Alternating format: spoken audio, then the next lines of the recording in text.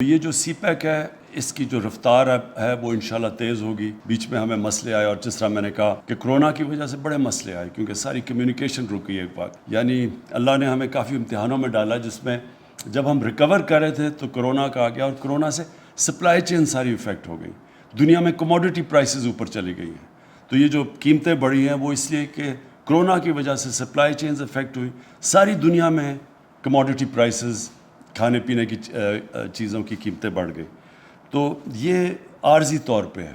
انشاءاللہ جس طرح بھی ویکسین لگتی جا رہی ہے اور پھیلتی جا رہی ہے اور کرونا کا جو خوف ہے وہ کم ہوتا جا رہا ہے اور ہمیں امید ہے ہم کہہ نہیں سکتے کہ 4 تو کرونا کے ویوز آ چکے ہیں تو امید ہے کہ انشاءاللہ یہ اس کے بعد جو ویو ہوگا وہ بڑا کم ہوگا.